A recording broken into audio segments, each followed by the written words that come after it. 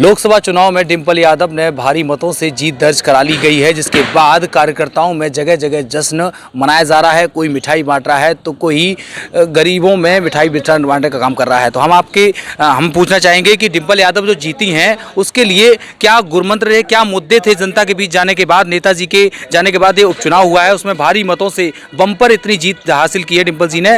हमारे साथ हैं देवेंद्र जी, एडवोकेट वकील साहब, उनसे जानने का प्रयास करें किन मुद्दों को लेकर डिंपल यादव जी भारी मतों से विजयी हुई हैं। देखिए, मैनपुरी का ये चुनाव माननीय नेताजी के स्वर्गवास के बाद लड़ा गया है और यहाँ मैनपुरी की जनता ने नेताजी को श्रद्धांजलि देते हुए उनके सम्मान में वोट किया है। इसलिए समाजवादी पार्टी प्रत्याशी उनकी पुत्रवधू श्रीमती डिंपल यादव इतने भारी मतों से यहाँ से जीती हैं। इसके अलावा जो भारतीय जनता पार्टी ने यहाँ मैनपुरी लोकसभा क्षेत्र में पिछले चुनाव की घोषणा के बाद से अब तक जो उत्पीड़न किया है कार्यकर्ताओं का, जिस तरह से मारपीट की है, लोगों के थानों में बंद किया है, जेल भेजा है, उस सब की प्रतिक्रिया में लोग खड़े हुए और पूरी मजबूती के साथ उन्होंने वोट किया।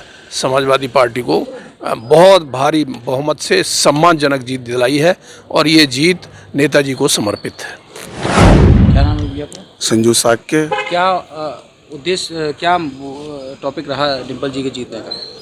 टॉपिक जीतने का ये रहा है कि हमारे जो नेताजी ने यहाँ विकास कराया है, मैनपुरी जनता उससे बहुत खुश थी और इसी के ऊपर उन्होंने नेताजी को श्रद्धांजलि दी है इस रूप में। इसीलिए मैं जनता का बहुत बहुत आभार व्यक्त करता हूँ मैनपुरी की। सभी ने खुलकर वोट दिया है, जिससे भारी बहुमत से भाभी जीती हैं। डिंपल जी मैदान में उतरी थी और इतनी बम्पर जीत हुई है।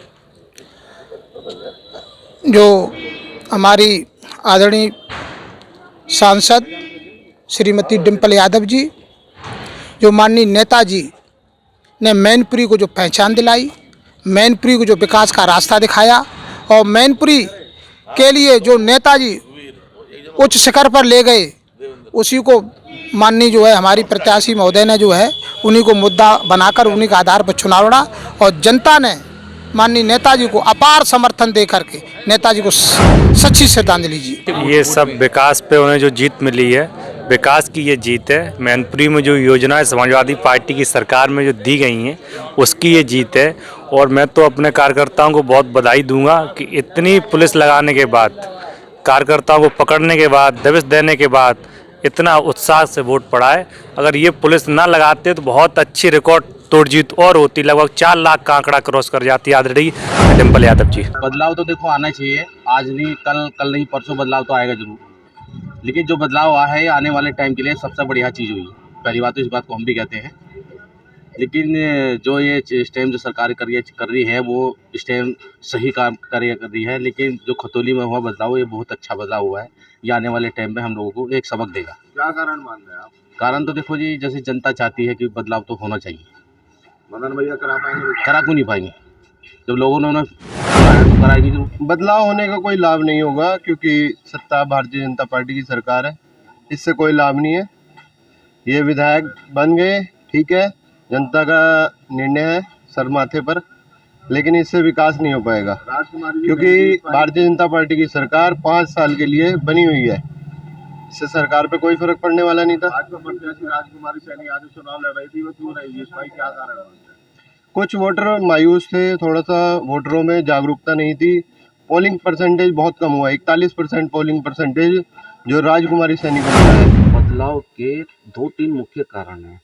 सबसे पहले तो भारतीय जनता पार्टी ने एक कमज़ोर प्रत्याशी खतौली विधानसभा में उतारा है, जिसका लगातार शुरू से ही विरोध था। पिछले चुनाव में भी विरोध था, लेकिन पिछले चुनाव में योगी और मोदी की लहर के चलते वो जीत गए थे। वही कारण अब के इस बार भी रहा कि विक्रम सैनी का लगातार क्षेत्र में विरोध था, क्योंकि उनके बोल जो हैं वो लोगों को भा नहीं रहे थे, जिसके चलते उन्हें चुनाव में हार देखनी पड़ी है। जो भारतीय जनता पार्टी का मजबूत वोटर था, वो सिर्फ इसलिए वोट डालने के लिए नहीं निकला क्योंकि विक्रम सैनी चुनाव में थे। और खतौली विधानसभा सीट पर भाजपा प्रत्याशी विक्रम सैनी आ रहे हैं, ना कि भारतीय जनता पार्टी आ रही है। लोगों में अभी भी भारतीय जनता पार्टी के लिए उतना ही विश्वास है। मदन भैया विकास करा पाएंगे? नहीं, मदन भैया देखिए, ये अब विधायक बने हैं तो विकास तो वो कराएंगे ही कराएंगे, और लोगों को बड़ी उम्मीदें हैं। और अगर मदन भैया ने विकास नहीं कराया तो लोग अगली बार उनके लिए भी यही रास्ता था। ऐसा कैंडिडेट की वजह रही है, और हमारा भाजपा का जो वोट बैंक था वो बाहर नहीं निकल पाया, क्योंकि उपचुनाव में थोड़ा दिलचस्पी ज़्यादा नहीं होती, क्योंकि ना तो एक सीट से सरकार बन रही ना जा रही। ठीक है जी। और भाजपा का जो प्रसिद्ध वोट बैंक है वो जू के तू है, भाजपा में इससे कोई फर्क नहीं पड़ा। खतौली विधानसभा सीट क्यों हार गई भाजपा, कैसे आप चले? यह कैंडिडेट की वजह से हार गई। कैंडिडेट का विरोध था बहुत ज़्यादा। भाजपा तो जीतने की नहीं, क्योंकि वो खुद खराब था विधायक हमारा विक्रम सैनी। विधायक सही नहीं था, बिल्कुल बेकार था, बवाल था वो तो। समन भैया है क्या? बिल्कुल बेहतरीन है, अच्छा काम करागा, आदमी बेहतरीन है, सबको साथ लेके चलेगा। ये तो यहाँ हिंदू मुस्लिम फैला रखी थी इन्होंने। विक्रम सैनी वो बिल्कुल विक्रम सैनी ने वो विकास करा नहीं पाए, कुछ नहीं कराया। मदन भैया काम करावेंगे, बेहतरीन काम करावेंगे। कैंडिडेट था जी हमारा विक्रम सैनी। उसका विरोध बहुत था कैंडिडेट का। क्या वजह थी? बस एक तो उनकी वाणी, उनका बोलचाल, उनका आना जाना। किसी गांव में जाते अपने सैनी समाज से मिलते थे, दूसरे समाज से मिलते नहीं थे। यही वजह रही हमारा। विक्रम सैनी के जो शब्द थे बहुत गलत थे। एक तो वो दूसरों से मिलना जुलना नहीं चाहते थे बिल्कुल भी, और दूसरे उनके बोल भी बहुत बड़े बड़े थे। उन्होंने अजीत सिंह जी को भी कहा था मुजफ्फरनगर से जो लड़े थे, तो इनके हारे थे यहाँ से। अब ये क्या नाम इनका, जैन चौधरी आके देखे इनकी जमानत बंद करा देंगे, या तो उल्टे ही पासा पड़ गया। मदन भैया करा पाएंगे? मदन भैया से पूरी उम्मीद है। बीजेपी जो है मजबूत है। बाकी जो कैंडिडेट था इसने अपनी बोलचाल से जो भी बिगाड़ा है माहौल, जो उनकी बोलचाल से ख़राब हुआ है। मुख्य कारण ये रहा है क्योंकि और समाज जो है इसे चाहता नहीं था कि ये बने दोबारा से इन्हें टिकट दे के बीजेपी ने बहुत बड़ा नुकसान कराया। विकास करा पाएंगे मदन भैया विकास करा पाएंगे? देखो पहली बार आए हैं, इससे पहले हमने इन्हें बरता नहीं है, अभी आए हैं, देखते हैं। उम्मीद तो यह है कि करा पाएंगे। और रही विकास की बात, विकास तो अभी देखो अभी बने हैं, जाके आप लोनी में देखो विकास वहाँ नजर आएगा आपको, यहाँ भी क्या नजर आएगा? मदन भैया से संतुष्ट हैं? बिल्कुल भाई, बिल्कुल संतुष्ट हैं। विक्रम सैनी क्यों नहीं? वो तो खुद इस बात से एग्री हो रहे हैं कि व्यक्तिगत मेरे से कुछ ना कुछ तो चूक या गलतियां हुई हैं जो जनता ने नहीं चुना मुझे। भाजपा नहीं जीत पाई, इसका सबसे बड़ा जो सवाल बैठता है तो कैंडिडेट से बैठता है। कैंडिडेट सही रहेगा? नहीं, बीजेपी यानी मुख्य जो पार्टी है अपनी, उससे किसी को कोई ऐतराज नहीं था बिल्कुल भी। कैंडिडेट सही नहीं? कैंडिडेट सही नहीं है। मदन भैया खतौली आरएलडी प्रत्याशी जीते हैं, विकास करा पाएंगे? देखो उम्मीद तो करते हैं, खतौली की सभी जनता करेगी उम्मीद। बदलाव का तो ऐसा कोई खास कारण नहीं रहा है, वोटों का कुछ परसेंटेज कम रहा है, वरना पार्टी की नीतियाँ रीतियाँ तो बहुत अच्छी हैं। कुछ कैंडिडेट का भी थोड़ा सा पब्लिक चाहती थी कि कैंडिडेट बदल जाए, तो इसलिए वो नहीं बदल पाया, तो इसका भी एक कारण रहा। हार का कारण मानते हैं? हार का कारण मानते हैं इसको। अच्छा, मदन भैया खतौली सीट पर विधायक बने हैं, क्या लगता है विकास हो पाएगा? विकास तो जो विधायक की निधि है उससे होता ही है, लेकिन अगर सरकार का कोई विधायक बनता है केंद्र और उसका सरकार का, तो उसका अलग ही फर्क पड़ता है। बदलाव सही हुआ जब इन्होंने कभी आके देखा, काम नहीं कराया तो विकास होना चाहिए था। या तो उसी की पूछ है जो काम करावे, जो काम क्या करवाया, जगह जगह विद्रोह होता है। इससे पहले जो पेपर में कई दफ़ा आ लिया, अगर काम कराते तो विद्रोह नहीं हुआ था, बदलाव जरूरी था। मदन भैया आए हैं, करा पाएंगे विकास? क्या उम्मीद? अब आगे देखो, ये उम्मीद तो यही है कि कराना चाहिए। अब ये ना कराओ तो इनका बहिष्कार हो। कारण जनता नाराज थी भारतीय जनता पार्टी से। क्यों ना? असल बात है, मेन वजह तो है विक्रम सैनी जी जो थे हमारे विधायक, पूर्व विधायक, उनके बोल उल्टे सीधे बोल थे, बस ये मामला है और कुछ नहीं। पब्लिक इनसे, वो हिंदू है मुसलमान सब नाराज थे, बस ये मामला रहा उनका। मदन भैया करा पाएंगे विकास? मदन भैया करा पाएंगे, उन्होंने लोनी में विकास कराया, पहले विधायक रहे, और अब यहाँ दिल्ली में भी कराएंगे। भाई मदन भैया काम कराएंगे, लोगों ने चुना है, काम कराना चाहिए। वह लोगों ने जिम्मेदारी दी है इन्हें, अगर अपनी जिम्मेदारी पे खरा उतरेंगे तो आगे को भी लाएंगे इन्हें। विक्रम सैनी नहीं करा पाएगा? कुछ नहीं, देखते भी नहीं आगे, कभी देखा भी नहीं। क्या कारण रहा, क्या मानते हैं आप, क्यों हार गए? भाई यूँ हारेंगे जब कभी देखा नहीं, किसी की बात समझी नहीं, सुनी नहीं, कोई दुख में कोई साथ नहीं, कुछ नहीं। अब देखेगी जनता, भाई ने चुना है नए आदमी को। कुछ बदलाव होने के बाद ये अपना रहा, क्या कारण लेते हैं? क्यों नहीं दी? देखो पब्लिक एक साथ हो गई, सारी नल पे चली गई। देखो मदन भैया क्या करते हैं, विकास करा पाएगा मदन भैया? उम्मीद तो है बाकी। रामपुर में जो बदलाव हुआ है उसको इस तरीके से देखते हैं कि रामपुर का जो अंधेरा था वो मिट चुका है और रामपुर में एक नए उजाले की शुरुआत हुई है। रामपुर में एक नया उजाला हनी सक्सेना साहब के रूप में रामपुर वासियों को मिला है और हनी सक्सेना साहब को तमाम ही जातियों का वोट मिला है, चाहे मुस्लिम समाज हो।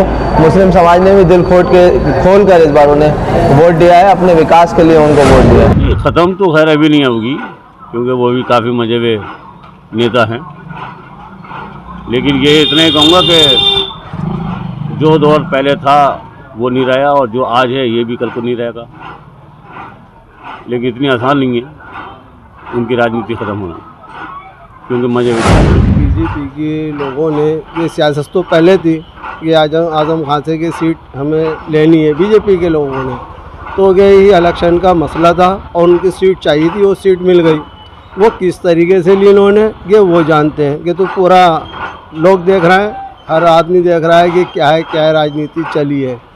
और ये जो आजम खान की जो राजनीति है ऐसी उससे ख़त्म नहीं होने की, कि भी अच्छे खिलाड़ी हैं, अच्छे पैमाने पर लड़ने वाले हैं और इनका काम जो होना है, जितने इनके साथ जुल्म हो रहा है शायद इससे ज़्यादा और उभर का है। देखिए यूपी में जो उपचुनाव हुए हैं उसमें भाजपा ने शिकस्त हासिल की है और भाजपा को करारी हार का सामना करना पड़ा, जिसमें मैनपुरी का जो उपचुनाव हुआ उसमें भाजपा को उससे सीख लेनी चाहिए कि जो चुनाव जो नेता होता है उसके कार्यशैली जो होती है, उसके जो किए हुए काम होते हैं वो उसके जीवित रहते हुए भी उसके साथ रहते हैं और उसकी जीवन लीला समाप्त होने के बाद भी उसके साथ रहते हैं।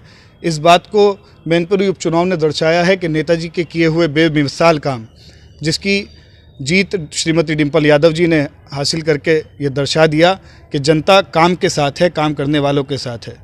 इसी के साथ खतौली उपचुनाव में अगर बात करें तो खतौली उपचुनाव के अंदर भी यही चीज़ देखने का हम लोगों को सौभाग्य प्राप्त हुआ कि किसान भाइयों ने, जाट भाइयों ने, मुस्लिम भाइयों ने जो एकजुटता का प्रतीक उस चुनाव को जीत कर दिखाया है, उसमें भाजपा को अपने मुंह की खानी पड़ी कि किसानों के लिए उन्होंने कुछ नहीं किया। अगर किसानों के लिए कुछ किया होता तो खतौली सीट उनके पास से ना जाती।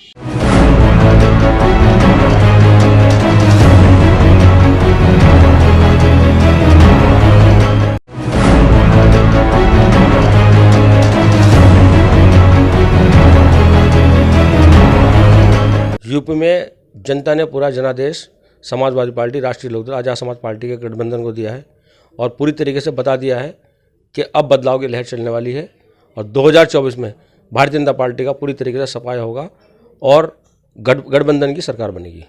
रामपुर में आजम खान का गढ़ छीन गया है, इस पर आप? गढ़ छीना नहीं है, छीना गया है।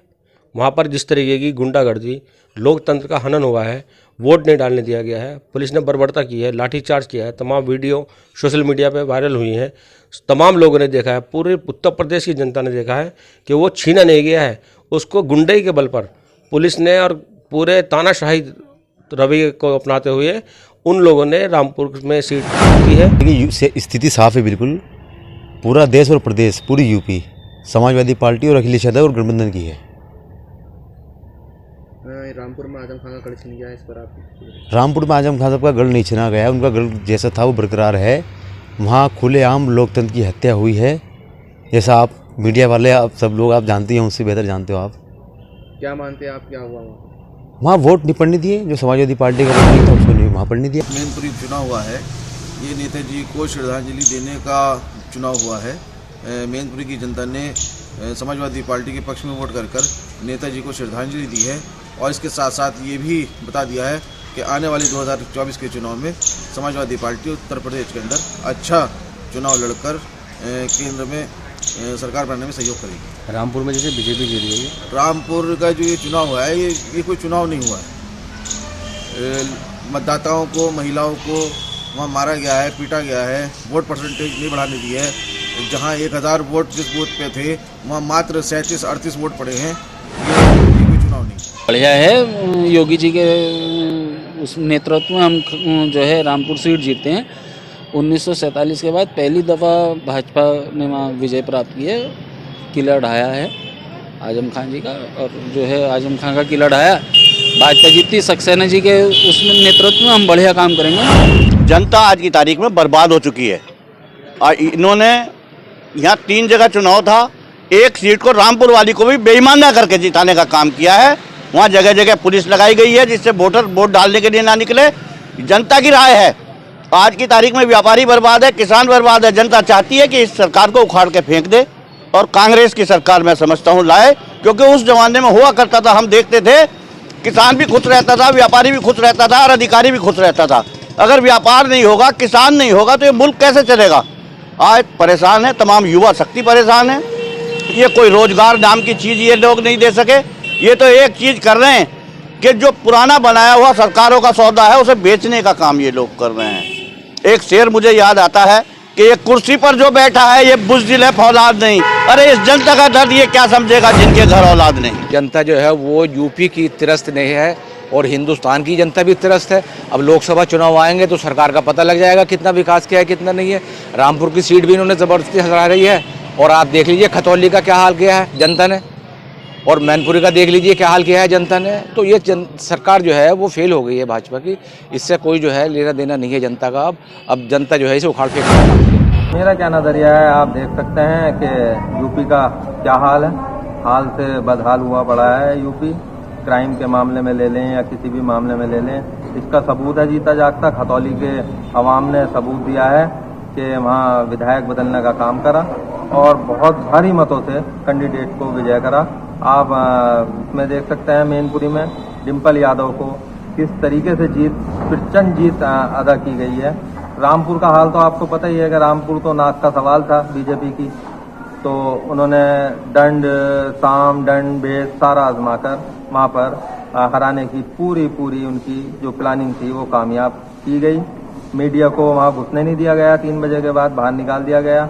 जब तक वहाँ का कैंडिडेट जो था सपा से वो आगे चल रहा था 5100 वोट से, और मीडिया को बाहर करते ही वहाँ पे 30,000-32,000 थे, उसे विजयी घोषित कर दिया।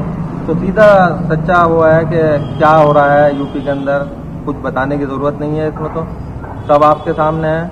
और बीजेपी का ग्राफ गिर रहा है, आप हिमाचल में देख सकते हैं किस तरीके से गिरा है। आप एमसीडी के चुनाव ले लें दिल्ली के, उसमें किस तरीके से इनकी हार हुई है, और ऐसे ही आगे इनकी हार होती रहेगी। जो पब्लिक आज भटकी हुई है अपने रास्ते से, हिंदू मुस्लिम के रास्ते पे इन्हें भटका रखा है, वो इंशाल्लाह एक दिन सही होएगी।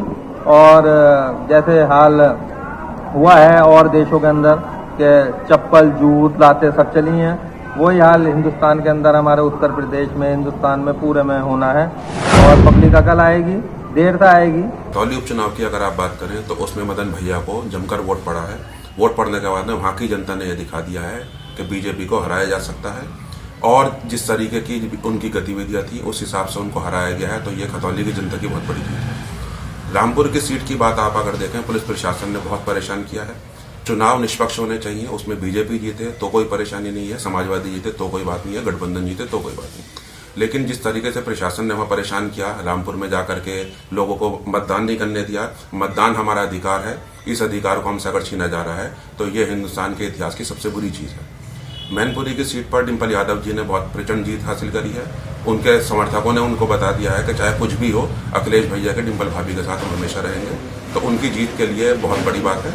लेकिन रामपुर की सीट के लिए प्रशासन अगर सही करता, उसके बाद बीजेपी जीतती, उसके बाद बीजेपी को और खुशी। आखिर क्या मुद्दे थे जो डिम्पल जी चुनावी मैदान में उतरी थी, किन मुद्दों को लेकर मैनपुरी की जनता ने उनको वोट दिया है? क्योंकि विपक्षियों के कई आरोप प्रत्यारोप और उनकी प्रशासन की कार्रवाई से लग रहा था कि इतना वोटिंग परसेंट बाहर नहीं आएगा, मगर यहाँ लोगों ने बताया है कि उनका किन मुद्दों को लेकर वोटिंग करने के लिए गई थी जनता के बीच। हमारे पास हैं नगर जी, ये बताइए क्या किन वोटों को लेकर डिम्पल जी मैदान में? नेताजी की कर्मभूमि और जन्मभूमि यही है मैनपुरी, और मैनपुरी के लोगों को दिलों में नेताजी के लिए जो श्रद्धांजलि और जो सम्मान था उसको वोट के रूप में व्यक्त किया है लोगों ने। और डिम्पल जी जो लेके आई हैं, ये आगे नेताजी का जो विकास कार्य नेताजी ने मैनपुरी के लिए किया है और जो कोई नहीं कर पाया उसको आगे बढ़ाने का काम डिम्पल जी करेंगी। क्या नाम है? दीपू गोस्वामी। कुलदीप गोस्वामी, डिम्पल जी जीती हैं, क्या लगता है किन मुद्दों को लेकर उन्होंने प्रचार किया था? देखिए, नेताजी ने इतना विकास किया है, इतना तो किसी ने विकास नहीं किया है, बस विकास के मुद्दे पे जीती हैं और सबने मिलके नेताजी को एक श्रद्धांजलि दी है। ठीक ठीक, जीती है वो जीती। क्या नाम है? राम ललित गुप्ता, प्रभारी कोलावली।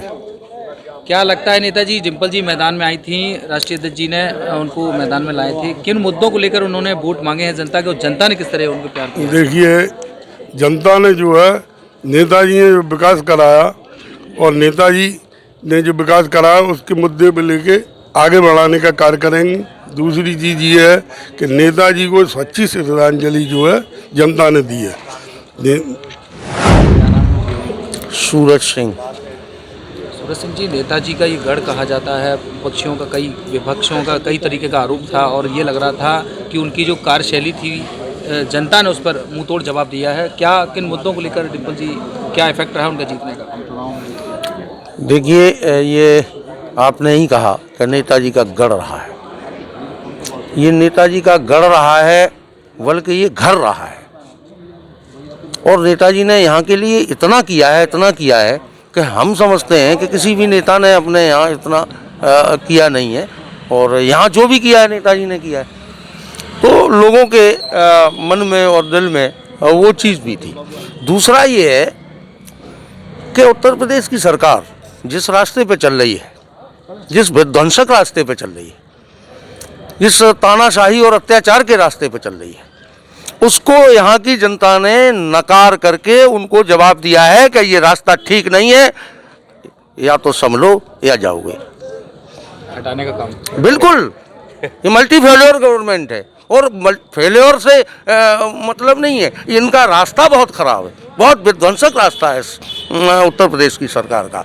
उसको संकेत दिया है यहाँ की जनता ने। और मैनपुरी की जनता आप जानते हो क्रांतिकारी जनता है, अत्याचार से ये रुकने वाली नहीं है। जितना आप अत्याचार करोगे ये उतना ही तगड़ा जवाब देगी। मुद्दा तो कुछ नहीं, मुद्दा तो ये विकास का ही मुद्दा है जो यहाँ राष्ट्रीय मुलायम सिंह जी ने किया था। उसको देख जनता ने, प्रशासन ने जनता को, वोटर को रोकने का बहुत कार्य किया है, जो कि जनता को घर से उठाना, डालना, जेल में भेजना, ये सब कार्य प्रशासन ने किया। पर जनता उनके बुते रुकी नहीं।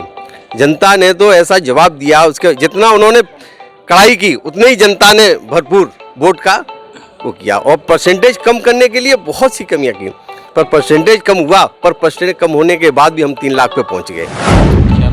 मुकेश कुमार जी। मुकेश कुमार जी, डिम्पल जी जो जीती हैं, क्या उनके मुद्दे रहे और किन से प्रचार करना? पूरे देश व प्रदेश में बेरोजगारी इस बीजेपी सरकार में इतनी आ गई है कि युवा बहुत परेशान हैं, गरीब सब दलित परेशान हैं। इस सरकार से तनहा हम लोग छुटकारा चाहते हैं। ऐसी सरकार को हम नहीं रखना चाहते हैं जो युवाओं को, गरीबों को, दलितों को सम्मान न दे, पिछड़ों को सम्मान न दे। ऐसी सरकार को हम बिल्कुल धिक्कार करते हैं। साथियों, किसान हमारे सभी खुदकुशी की कगार पर हैं, कर्ज में डूबे हुए हैं। बड़े बड़े लोगों का ऋण माफ़ किया जाता है, किसानों को आत्महत्या करने की कगार पर छोड़ दिया है बीजेपी सरकार ने। अभी तो ये उपचुनाव था, आगे 24 में डिम्पल जी नहीं, समाजवादी पार्टी से जो भी प्रत्याशी आ जाएगा वो बहुत भारी मतों से इस यूपी के अंदर, देश के अंदर जीतने का काम करेगा। ये हमारा संकल्प है, बुर्जी समाज का ये संकल्प है कि सदैव समाजवादी पार्टी के साथ कांधे से कांधा मिला के चलेंगे। हमारा सम्मान यही है और ये अगड़ों की पार्टी में हमारा सम्मान नहीं है। सौरभ यादव।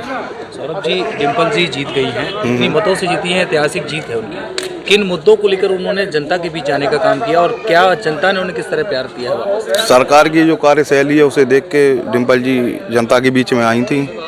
जो बीजेपी की सरकार की कार्यशैली है वो तो पूरा देश और प्रदेश देख रहा है, केंद्र से लेके यूपी तक हर जगह महंगाई बढ़ी हुई है, बेरोजगारी है, भ्रष्टाचार है। 69,000 जो शिक्षक भर्ती हुई थी अभी लास्ट में, इसमें भी उन्होंने भ्रष्टाचार किया था। इसमें पिछड़े और दलितों को जो मिलना चाहिए था वो कुछ नहीं मिला है। उनकी भी सीटें जनरल कास्ट खा गई है, सभी को मालूम है। और मैनपुरी में देखा जाए तो जो काम समाजवादी पार्टी ने किया है उनकी अपेक्षा आसपास जिलों में 7 और 9 सालों से मोदी जी की गवर्नमेंट है और 5 और 6 सालों से यूपी में योगी जी हैं।